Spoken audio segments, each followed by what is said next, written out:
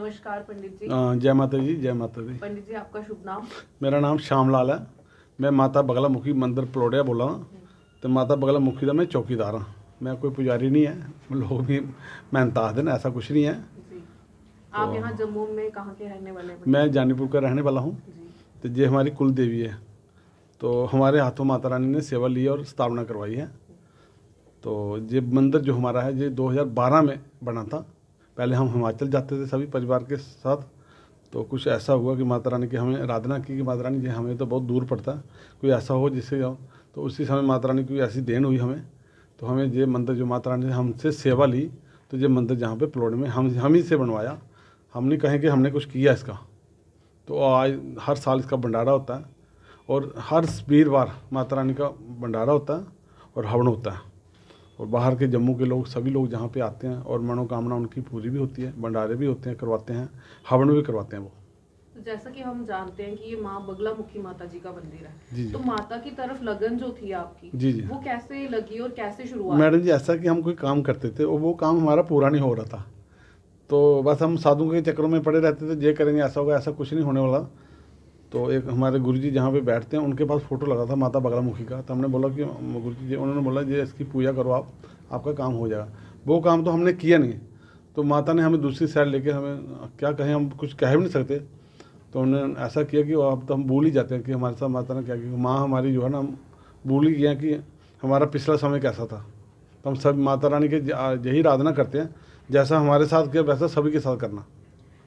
जैसे कि आपने बताया कि आपके कुल देवी हैं जी जी। बगला मुखी माता जी आपके कुल देवी है, इन्होंने आपसे सेवा ली और आपने यहाँ पे मंदिर बनाने की शुरुआत की। जी जी। तो मंदिर बनाने की शुरुआत जैसा कि आपने बताया कि 2012 से हुई और 12 में ही आपने यहाँ पे स्थापना की माता की। जी जी। तो मैं ये कहना चाहती हूँ और पूछना चाहती हूँ आपसे कि माता की स्थापना जब हुई तो यहाँ पे कोई जितने भी लोग थे, पहले तो यहाँ जम्मू में किसी को ज्यादा पता नहीं था माँ बगला मुखी के बारे में, क्योंकि हिमाचल में इनकी मंदिर है, हिमाचल में माता का वास है। जी जी। तो जब यहाँ पे लोगों को पता चला, लोग यहाँ पे आना शुरू हुए, तो श्रद्धालुओं का जितना भी यहाँ पे आने का मकसद था और जितनी उनकी मनोकामनाएं थी, वो कहीं ना कहीं किसी रूप में जब पूरी हुई, तो उन्होंने किस तरह से आपको उस बारे में बताया और आपको जानकारी? मैडम जी, मैं तो मुझे अच्छा नहीं लगता अपना नाम लेने, पर मैं बताऊं कुछ इसके लिए। क्योंकि पहले हम जब हिमाचल जाते थे तो हमें कुछ माता रानी का ऐसा हुआ कि माता रानी ने हमसे सेवा ली। वो वहाँ पे 1 किलो सोने का छत्र हमसे चढ़वाया था, हमने नहीं चढ़ाया, माता रानी ने हमसे सेवा ली थी।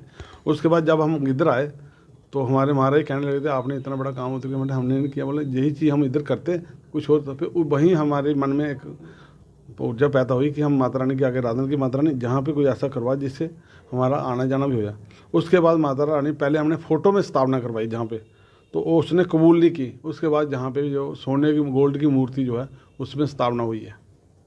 तो जैसा कि आपने बताया कि माँ बगला मुखी है, तो ये किस रूप में यहाँ पर विराजमान है? ये लक्ष्मी रूप में।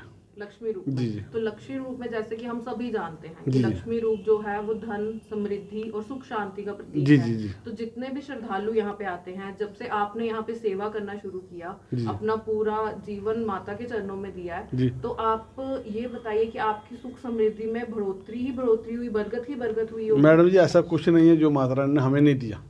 पैसे से जो शांति तो नहीं मिलती, हमें माता रानी ने हर चीज़ दी और माता रानी के आगे हम यही आराधना करते हैं, सभी को देना माता रानी।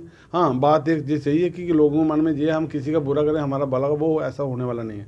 आप श्रद्धा से आओ, माता रानी के मत्था टेको और माता रानी सभी की मनोकामना पूरी करती है। हमारे यहाँ मंदिर में कुल देवी हमने कुल देवी करके मानते हैं, पहले हमारी कुल देवी नहीं थी। तो ये जो है कि माता रानी जहाँ पे इधर एक तो सबसे पहले किसी से मांगा कुछ नहीं जाता है ना, जहाँ पे पवित्रता, कोई पंडितों के हाथ में मंदिर नहीं है, कोई किसी को ये नहीं आप ये करो तो ये होगा। हिमाचल में क्या होता है, जैसे पंडित बैठे हैं वो उनका अपना के सिस्टम है, हमारे यहाँ पे ये नहीं चलता। ये साफ़ सफाई है, सुबह इसका हलवे का भोग लगता है, दोपहर को रोटी बनती है, सभी लगते दरबार में लगाया जाता है, शाम को दूध का भोग लगता है।